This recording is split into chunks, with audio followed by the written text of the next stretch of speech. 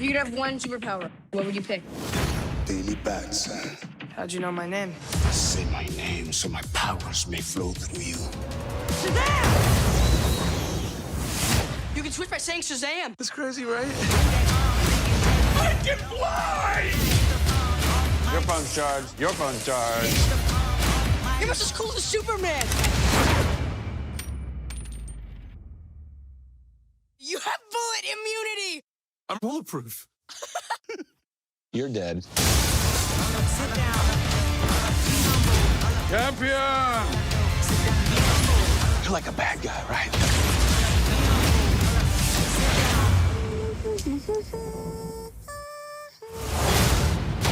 Only I have the power to unleash.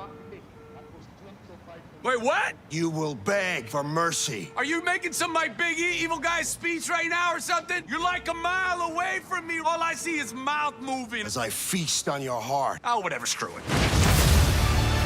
Who are you?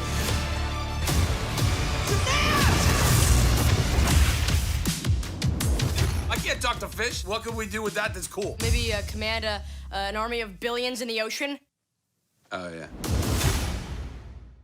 Hey everybody, it's Charlie. We got a brand new Shazam trailer with a whole bunch of new footage, and they just declared open season on all the Justice League characters. Talk to Fish. What kind of cool stuff could we do with that? Oh, I don't know. Maybe summon an army of fish as he tugs on his Jason Momoa symbol Aquaman t-shirt. So we'll break down all the references. There's a bunch of cool stuff here too. You get a much better look at the Rock of Eternity. So I'll talk a little bit about that because it is different during the New 52, but the movie is sort of a blend of newer New 52 things and the classic Shazam comics. We're still doing an IMAX ticket giveaway. All you have to do to enter is be a subscriber and leave a comment on the video. I'll name a new winner at the end of this. But it starts out with a much wider shot of Billy entering the Rock of Eternity, the Wizard explaining things to him without really explaining anything to him, because he leaves without knowing how to use any of them. The Wizard is basically like, here, I'm giving you my power because I think that you're worthy. And that's about the gist of it. He kind of figures it out as he goes along, and that's part of the fun of the movie, so that by the time we get to a sequel, he'll know a little bit more, but he'll always be learning new things about the ways that his powers work and ways that he can use his abilities. As you see the Wizard sitting on his chair there, you see all these empty ones. That's a really cool Black Adam Easter egg for the New 52 comics. So if you're not familiar with the mythology of Shazam or how it's changed over time, because they did change it during the New 52,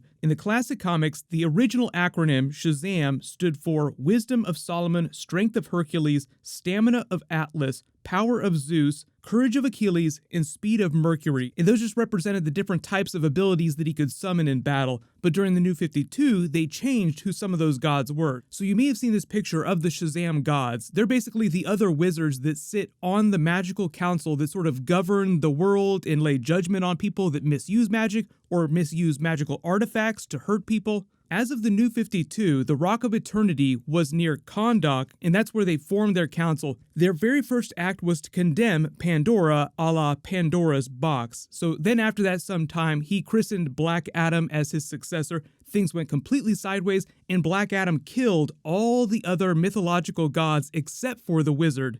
As of the New 52, the different letters of the acronym represent slightly different powers and different gods. It goes Strength of Siva, who's one of the old gods of New Genesis. Remember, New Gods, Jack Kirby, Fourth World, he's one of the old gods that died off a long time ago. And I'm probably going to mispronounce this name, but it's the Fires of Hranmir, who's the Martian god of death, the Compassion of Anapel, who's a Siberian god of reincarnation, the source manipulation of Zanuz, that's what the Z stands for. He's actually the father of Darkseid. The boldness of Ate, she's the goddess of impulses, as in the impulse to do things. Then the last one is the lightning of Mamrigan, who is the wizard Shazam, or originally known as Shazam. He actually has a real name. His name is Mamrigan, but nobody calls him that. So the reason why all these chairs have been empty for eons is because Black Adam killed all the others. So maybe there'll be some kind of offhanded reference to that in the movie, or they'll pay that off when we get to the Black Adam movie. I've already talked about that too, because we did get some details on the Black Adam movie, preliminary, so that could change in the future.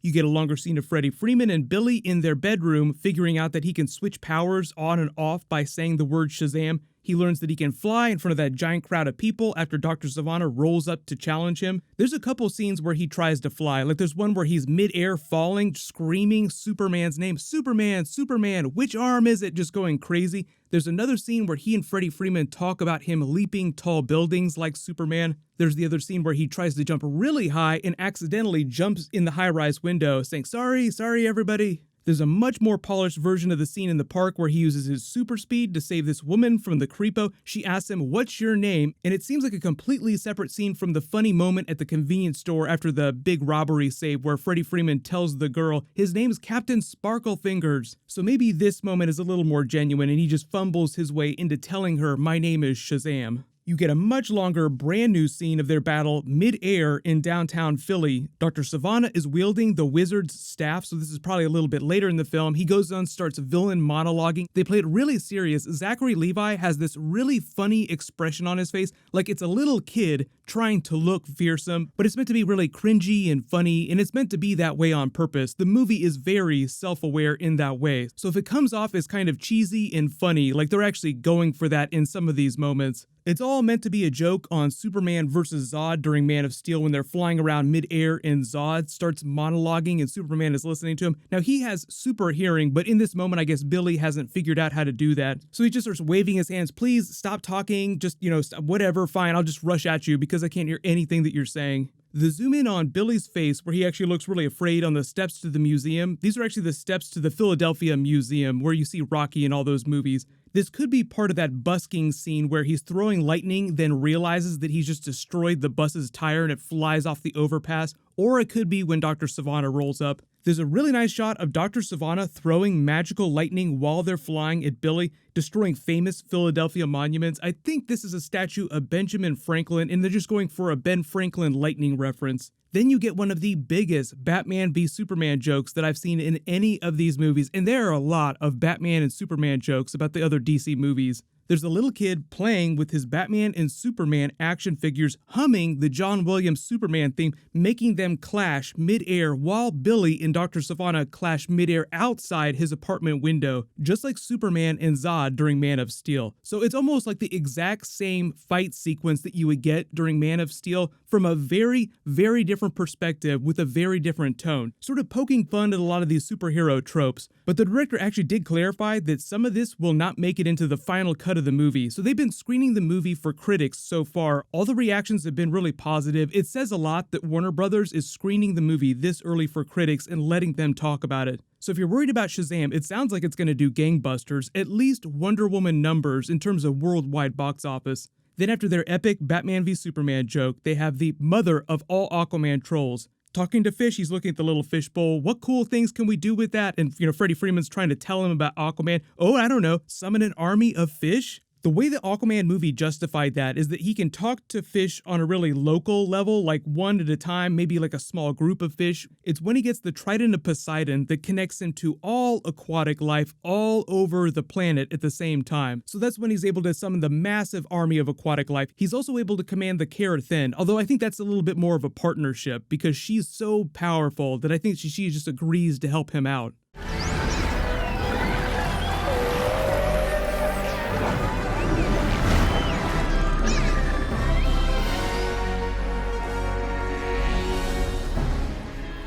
But a lot of that they'll leave to the Aquaman sequel. I'm sure that they'll find cool new ways for him to use his abilities during the sequel, because there's still a lot of stuff that they haven't gotten. The first movie was really just dealing with his basic power set.